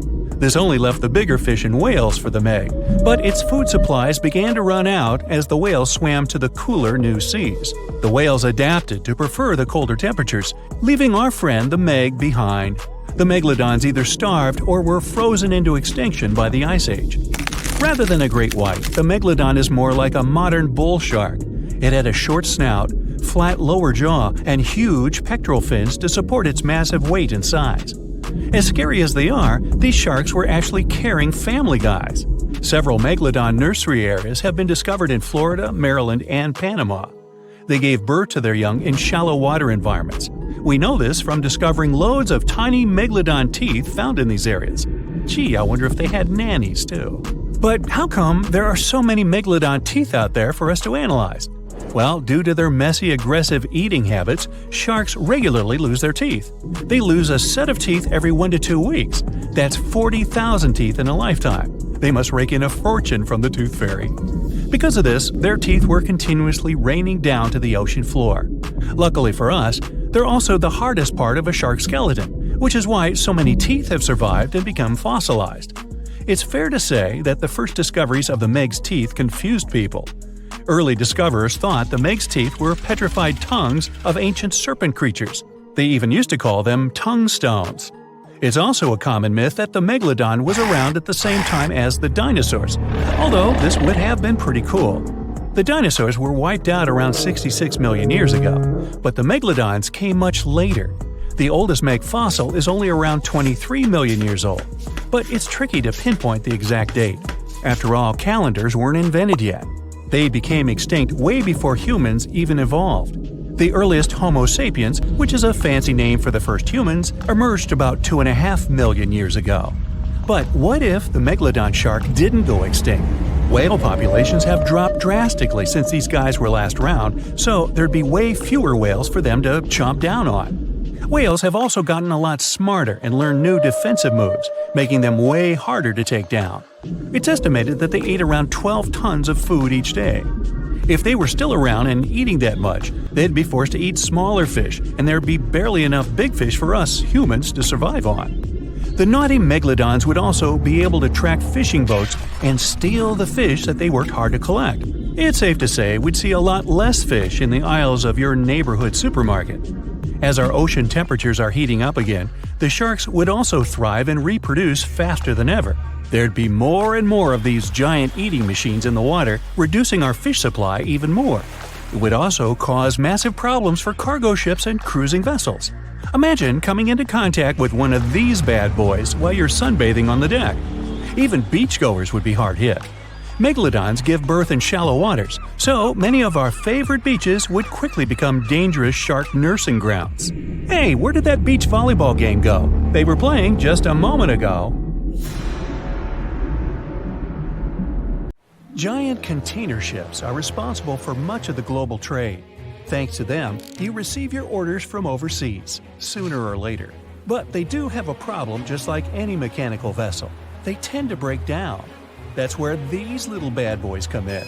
Tugboats are meant to help any stranded vessel that either lost power or sustained any technical or physical damage. Besides being salvage vessels, tugboats also help guide ships when they dock. Since these ships are massive, underline, they require little tugboats to survey the surroundings and help them navigate to dock properly. They also serve as firefighting boats in case a fire breaks loose in the ship. Many of these cargo ships already have a system to stop fires, but tugboats provide extra help in case the fire gets out of control. Many cargo ships pass through below-zero regions like the Arctic and face plenty of obstacles, or icicles. Tugboats to the rescue again. They can make the first move by breaking the ice so that the vehicle can pass through without damaging itself or delaying its course.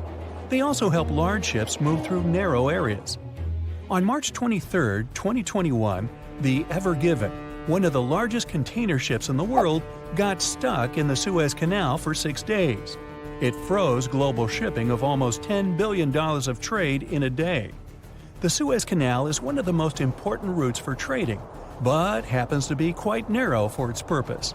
To put that into perspective, it's like the Empire State Building getting lodged in the middle of a busy freeway. So, if you were wondering why your delivery was late during that month, it's probably because of that incident. The bottom of the ship nearly touched the floor of the canal. In the early morning of March 23rd, the weather was acting up. It was getting worse and worse, with the wind picking up to around 45 miles per hour. Those were some terrible weather conditions for navigation. That should have been the first red flag, but the Canal Authority didn't have a system for monitoring weather conditions or warning ships about them. The captain, Krishnan Kantavel, ignored the signs and decided just to go with it, not knowing the perils and the consequences ahead. The Egyptian pilots that were assisting with the navigation failed to provide proper instructions. As a result, the ship became jammed diagonally, essentially blocking the whole canal. The canal authorities didn't provide tugboats for some reason, which is why it was stuck for 6 days. Things were so bad, they had to bring excavation diggers to remove some land for the ship to properly turn back to normal. So, these little tuggers are really important for world trading to work. The vessels are getting bigger and bigger, with the world depending on import and export more than ever. They're built for going long distances rather than maneuvering in tight spaces and corners. The tugboats are surrounded by a material that won't scratch or damage the vessel, kind of like bumper cars at the carnival. They can either push or pull. But one thing's for sure, more than one is needed to help a ship get back on its aquatic feet. Ships don't have a lot of water passing over the rudder for them to turn quickly, and they risk damaging the engine if they push it too hard. They can either tow it directly or indirectly. The tug is pulling the vessel either in front of it or from side to side. They can also push it from one side to another.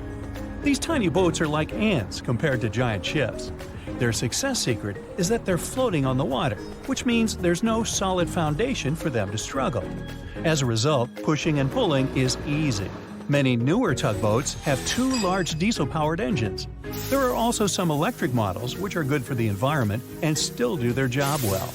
Shipping boats in general are better for the environment than trucks and planes, but are slower. Shipping vessels mainly carry food, clothing, electronics, furniture, and my stuff.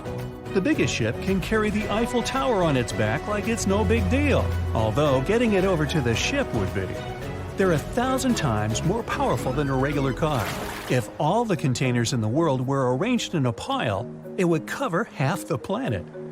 If you ever walked on a beach in the 90s and saw what appeared to be a rubber ducky, you were dreaming.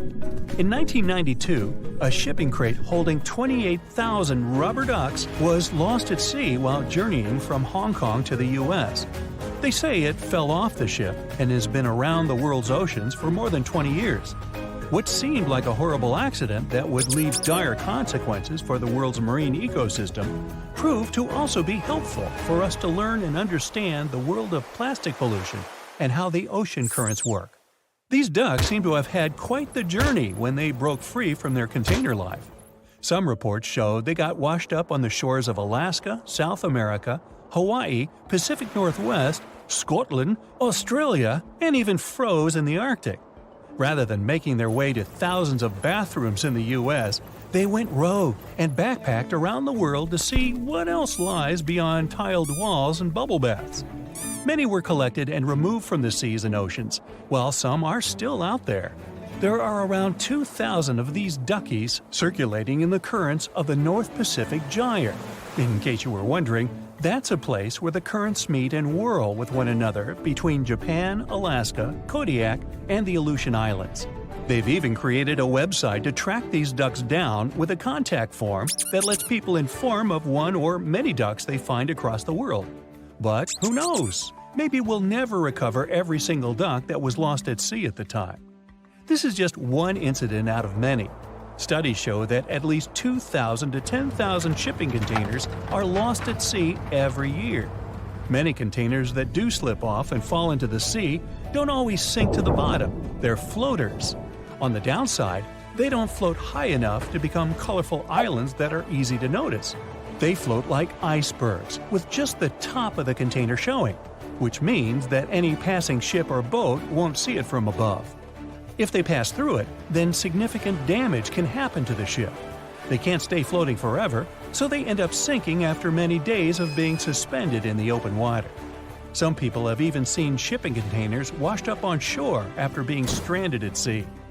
These bad boys have been made to last for a very long time. If you take proper care of them, the life expectancy of each container can stretch for more than 20 years. It's pretty amazing that they travel all over the world and are filled and refilled with new items many times. They go through all sorts of weather conditions and have to survive in different climates.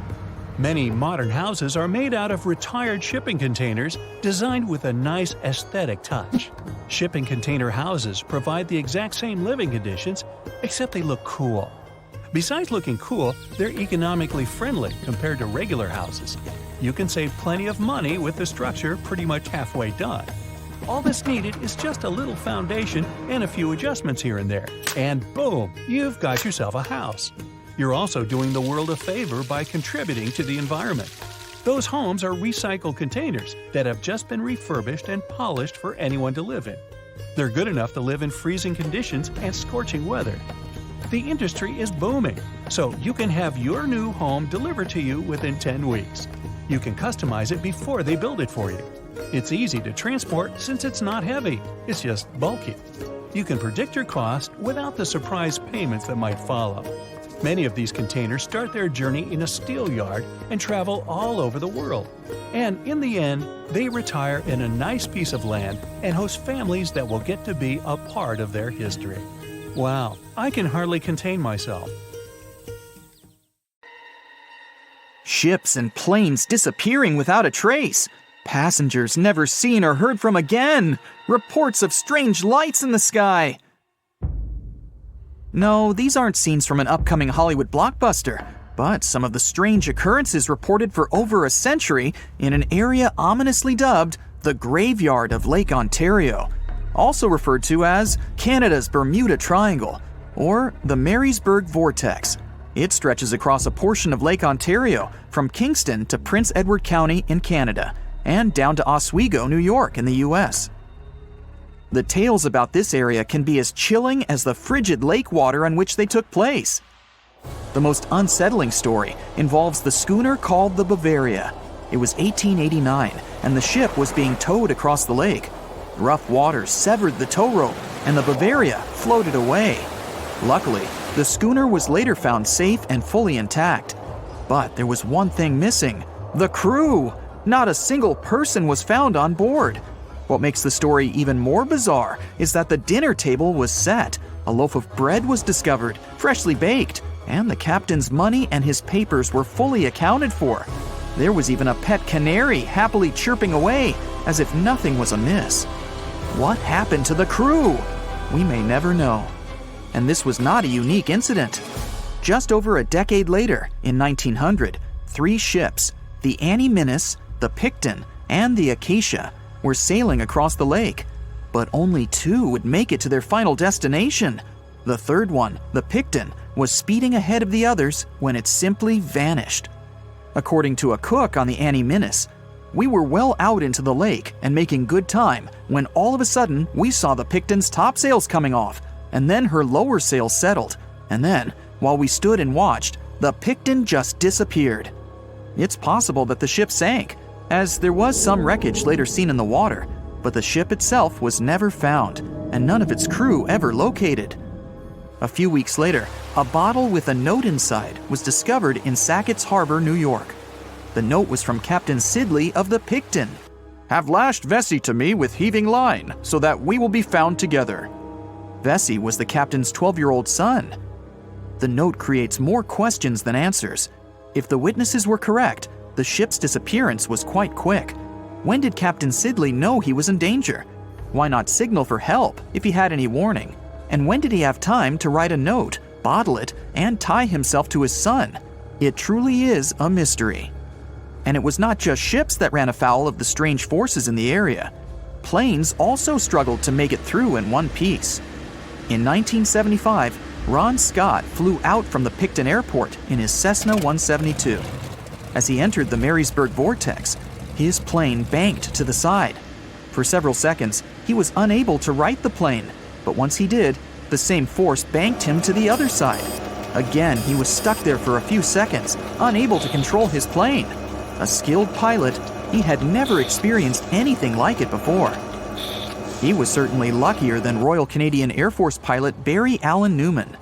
Newman was at the same spot back in 1952, when he lost control of his jet and crashed into the lake.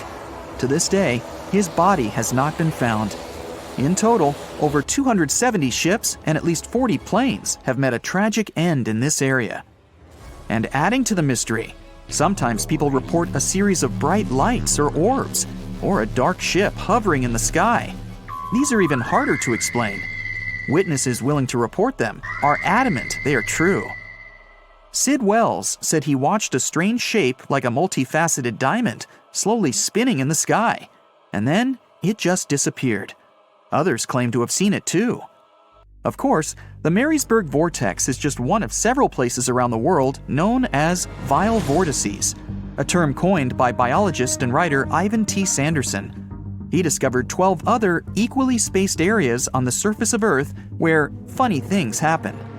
The best known of these, of course, is the dreaded Bermuda Triangle. Situated in the Atlantic Ocean between Bermuda, Florida, and Puerto Rico, it has been blamed for the disappearance of thousands of people.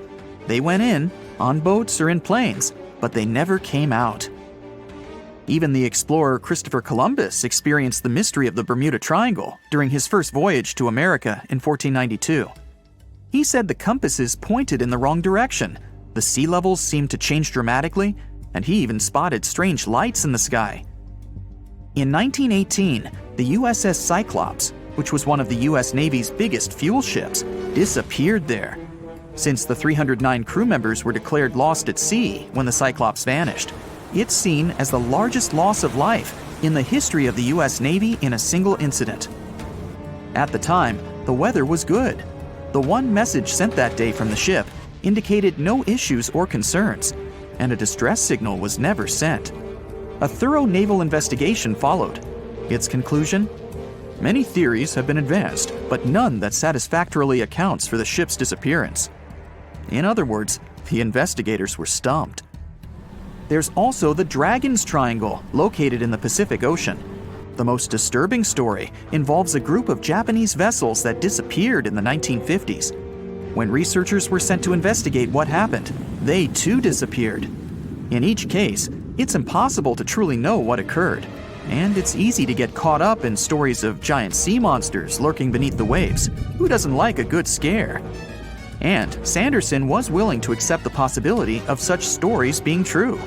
He believed the vile vortices that he studied could be explained by anything from a wrinkle in the space-time continuum to magnetic abnormalities to underwater people. Of course, Sanderson was not only a huge fan of strange places, he also wrote about strange creatures like Bigfoot and the Loch Ness Monster. His skills as an impartial scientist are questionable, though. In 1948, he claimed that some 3-toed footprints found at Clearwater Beach in Florida were proof of 15-foot-tall penguins, arguing that they were impossible to fake. In 1988, Tony Singerini revealed that he and his friend, attaching some cast-iron feet to his high-top sneakers, were behind the giant penguin hoax.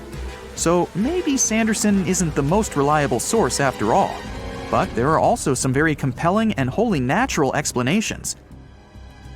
Let's look specifically at the Marysburg Vortex. It's entirely possible that ships like the Bavaria and the Picton were done in by a mix of bad luck and bad weather.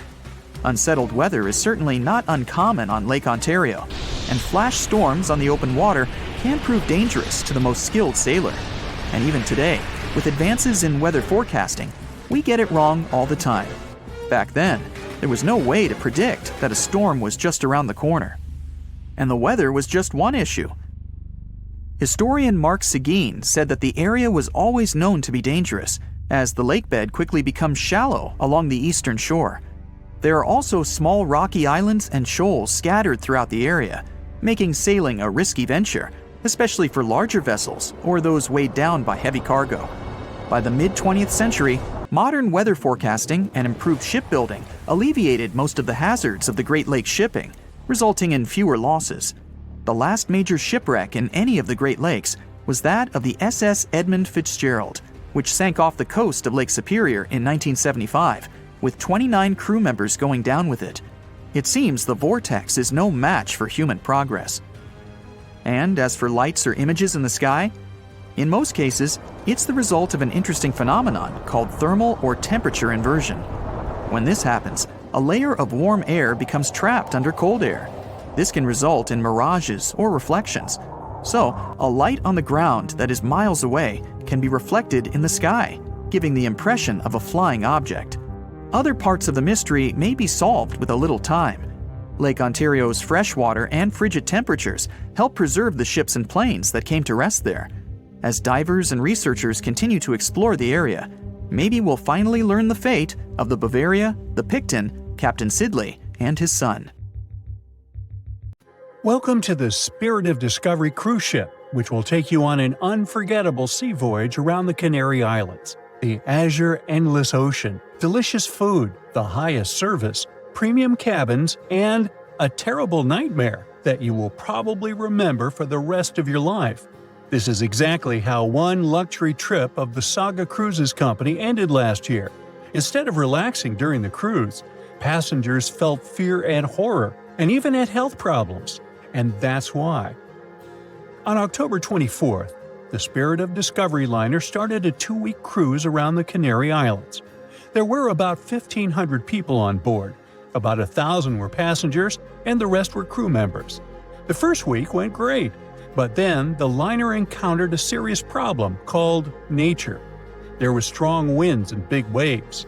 The captain decided to return to the UK ahead of time, but the decision was made too late. The ship was caught in a severe storm in the Bay of Biscay. A powerful wind with a force of 11 points hit the vessel.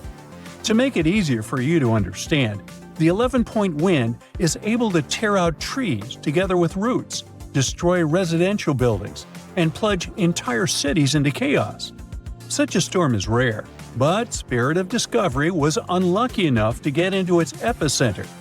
11 points is the penultimate place on the Beaufort scale, which determines the wind rating.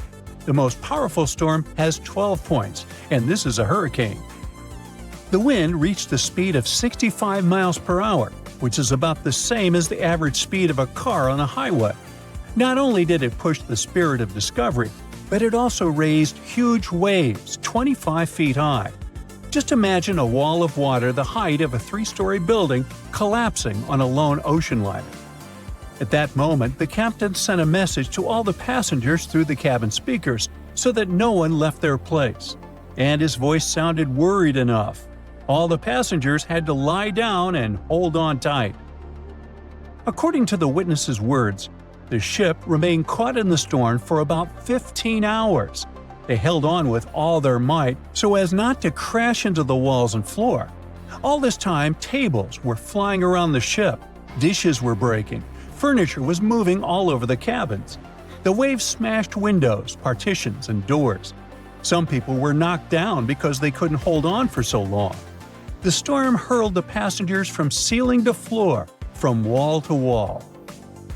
The ship's crew turned the dining room into a medical area to provide assistance to those who had been hurt. Despite the difficult and terrible conditions, the ship's team did a great job. They regularly informed passengers about the current situation and tried to calm everyone down. There was no panic and chaos on board. When the storm finally ended, the ship continued its journey and finally reached land, where medics urgently evacuated 8 passengers to the hospital. One of them was never able to survive this storm. It's good the ship didn't meet a rogue wave during the storm. This is a natural phenomenon that can appear during a storm and even in still water. It's a giant wave with a height of 60 feet. Like a 6-story house, it collapses onto a ship with incredible speed and capsizes it. And then the wave suddenly disappears. This is no joke. A similar wave has been recorded in the Gulf Stream off of Charleston, South Carolina. It's scary to get in its way. Now, let's go back to the past to remember one of the most terrible maritime tragedies. No, we're not talking about the Titanic. We'll talk about the Greek liner Laconia, which set sail from the English port of Southampton on December 19, 1963, with more than 600 people on board. However, just 3 days later, a terrible tragedy happened to the ship in the boundless waters of the Atlantic. At 11 p.m., in the barbershop hall, an electrical malfunction occurred. The problem led to a fire, which quickly spread to other rooms. The crew couldn't cope with it, since the fire was spreading too fast. The ship's team turned on the fire alarm, but there was no command to leave the vessel. Only 2 hours later, the captain ordered the passengers to evacuate. All this time, people were either relaxing in their cabins or enjoying a party in the ballroom. The crew was probably trying to put out the fire without causing panic.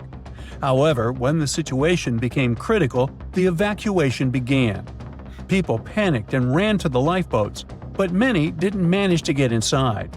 One of them was John Morris. He survived this catastrophe and shared his memories of how he put his family in a lifeboat while he stayed on board the ship. He didn't even have a life jacket.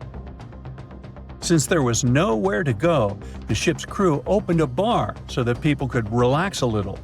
However, at that moment, boilers began to explode inside the ship, and it became clear the vessel wouldn't stay afloat for too long. John Morris decided to jump into the water right in his tuxedo. As soon as he was overboard, he grabbed onto a piece of wooden deck cargo and swam as far away from the ship as he could. The giant liner could sink at any moment, and when such a huge object goes down to the seabed, it forms a water funnel that pulls along everything around. Rescuers arrived at the scene sometime later. Fortunately, John Morris's pregnant wife and young son were alive, but his mother-in-law unfortunately didn't survive the disaster, like many other people that day. Of course, after this incident, the Greek Ministry of Merchant Marine initiated a thorough investigation. For 2 years, they collected information from passengers and the captain, studied the technical characteristics of the ship, and eventually came to certain conclusions. According to them, the ship's crew gave the evacuation order too late. Not all passengers were able to get into lifeboats, but half of those boats remained on board because of the chaos that prevailed during the evacuation. Several officers of the liner were accused of negligence, but the captain and his first mate received the most criticism. As for John Morris, he stated that he felt himself under protection that day. Another unusual story happened on a cruise ship relatively recently. Spoiler alert, the ship didn't sink, there was no evacuation, and the weather was good. However, for many passengers, this journey became a real challenge. Imagine that you've been working for a long time and saving up money to go on your dream trip on the Celebrity Mercury cruise ship in the Caribbean. You arrive in South Carolina, from where the ship begins its journey. You get on board, looking forward to a week's rest. At first, everything is fine. People are having fun, chefs are cooking delicious dishes, and beautiful daytime landscapes turn into night parties. But then suddenly, many passengers start throwing up. Someone is in a hurry to go to the toilet, and someone stays and vomits right in the halls. The cruise turns into chaos. More and more people feel terrible because of unknown poisoning. You also visited the restaurant and eaten seafood, but fortunately, the disease has avoided you, which can't be said for more than 400 other passengers. Almost every 1 in 4 people on board face gastrointestinal problems. There were almost 2,000 people, and a quarter of them are in bad condition. Crew members do endless cleaning. They wash the deck, give people nausea pills, and ask them not to leave the cabin till the illness passes. The captain sends several samples ashore to determine what caused the poisoning. Unfortunately, the cruise is already ruined, and all the passengers have unpleasant memories. So the company organizing the trip issues certificates that can be used on future cruises. It's not the most pleasant experience, but it's still better than nothing. Now, imagine if, instead of just feeling sick, people got infected with some kind of bacterium that would turn them into zombies. It would be much more exciting and scary. Now, do you think you could survive on such a ship full of zombies? And how would you do that? Tell me about it in the comments.